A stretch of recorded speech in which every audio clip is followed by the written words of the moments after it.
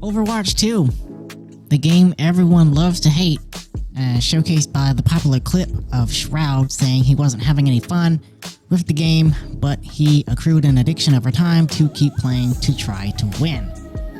This is the Overwatch experience in a nutshell. Hashtag Elo hell.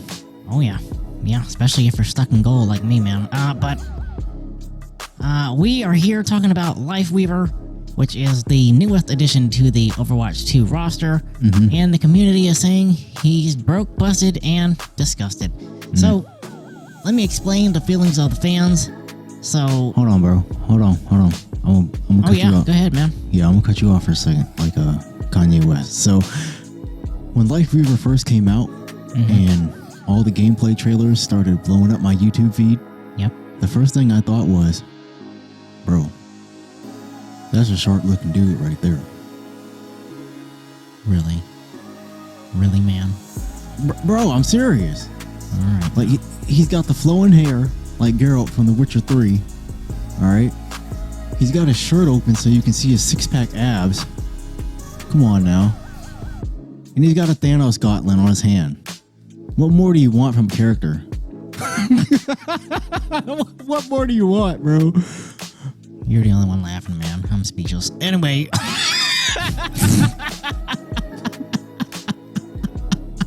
Sorry. For our audience, it's not what you think. Oh my gosh. We're going to have some warnings for this episode, man. All right, man. But listen. I started watching how he plays, right?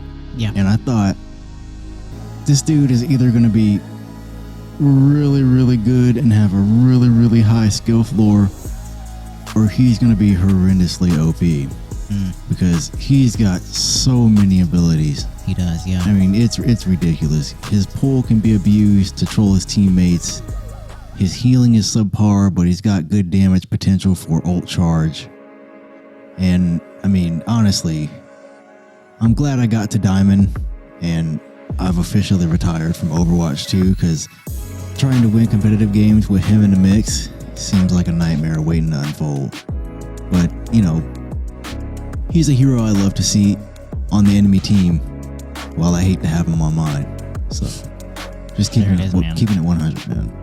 There it is, man. And congratulations on getting the diamond, man. We've been playing this game for years, guys.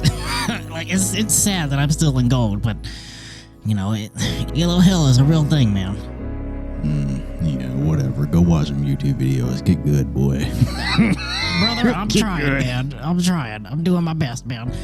So let's get into the breakdown here, ladies and gentlemen. So if you didn't know, there is a workshop artist on Reddit that showcases a much more optimized input scheme for Lifeweaver. So first off, we have that there's no movement penalty for the charging of the heals. His dash now works like Hanzo's dash by double tapping space. The grab is still the same. The platform has moved over to the shift button on PC. I don't know what it is for console.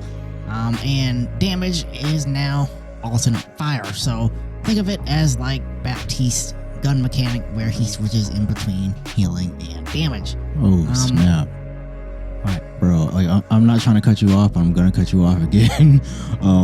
I just seen this comment. It says, imagine that Kiriko, I call her Kiriko, not Kiriko. It's just my nickname for her, guys. This guy's a nerd, man. Me in the comments. Weeb. Oh yeah, whatever, bro. Naruto boy over here in love with Hinata, but God, whatever. listen, man, don't tell my business Yeah, like that, we'll man. gloss over that, right? I told you that behind closed doors, man. Come on. Oh man, yeah, that's a roast right there. This comment is a roast, to be honest, man. It says, imagine that Kiriko needed to switch from healing Ofunda to kunais every time you wanted to poke damage. Oh man. Yeah, that's cold right there. Yeah, that's pretty serious, bro. Now, we'll get into the live comparisons, but so far, this is a vast improvement from his debut input schemes. And let me tell you, man, Lifeweaver on console is a struggle for the community, man. or so I've been told by friends. The awkward movement to take your thumb off the stick to hit the D-pad in order to switch to the Thorn alternate fire is a big swing and a miss. I don't understand why they wouldn't just have it as a primary and secondary fire, but the devs can always change things up in his kit, man. The flow just isn't structured properly, and his healing stats are very piss poor, to say the least, man. Yeah, I agree.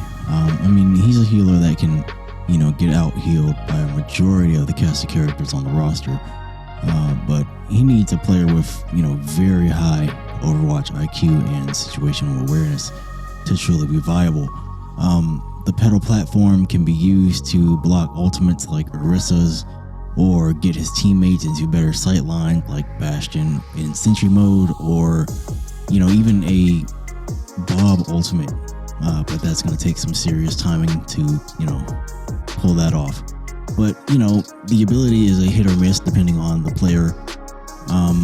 In fact, there's a YouTube video out there, I don't know if you've seen it or not, bro, but there's a guy playing, just trolling his teammates, yeeting them off the map and into the well or into death traps while he dashes out of the way. To me, Lifeweaver has some serious trolling and triggering potential that the Overwatch community doesn't actually need. It's already toxic enough, but yes, it is. Blizzard is going to have to keep Lifeweaver under wraps and really manage his abilities and his output numbers, for lack of a better term, while the season progresses. Yeah, there it is, man. There it is. Oh wow. What? Yo. Breaking news as we record this episode, but certainly not as you watch this video. Our good friend Isiah has uploaded a new video on Lifeweaver's rework, man. Let's see what we got going down. Oh, my boy coming through. Oh yeah, man. We're gonna pause it right there, man. So apparently, Aaron Keller has blessed Twitter's timeline with the juicy details of the rework itself. And guys, I can't make this up, man. So it says, new controls. Alternate fire will now Thorn Valley, as we mentioned earlier. Platform is replacing dash on ability 1, so it's now shift for PC users. And it's also cancelable, which is a welcome change. Yeah. Dash is now double jump, so again, they incorporated Hanzo's control scheme. And the auto reload of Thorns has been slowed to compensate. Again, Blizzard making some very questionable calls with this hero, but this is a major step in the right direction, and it makes Lifeweaver more accessible to play. Probably not gonna get insta-locked as much as Kiriko when she first came out, but never. All in all, this means more potential playtime for Lifeweaver in your Overwatch 2 games. Brandon, final thoughts, man. Oh no, he'll never be in the same league as Kiriko, man. Let me just go ahead and say that right now. I like him. I really like him. I do think he is really pushing the threshold of abilities that a player actually needs during gameplay.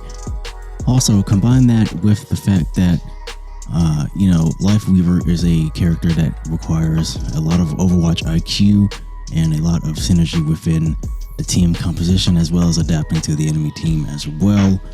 And then add in the fact that any patchwork that Blizzard can do to this character can easily offset the balance of power in the support lineup. And finally, the reality of Lifeweaver being in the game now means that you are going to have troll plays, and you're going to have accidental troll plays that hopefully don't throw your competitive games in the garbage. So let's try to stay civilized, folks. The BCIP podcast welcomes Lifeweaver into the world of Overwatch 2.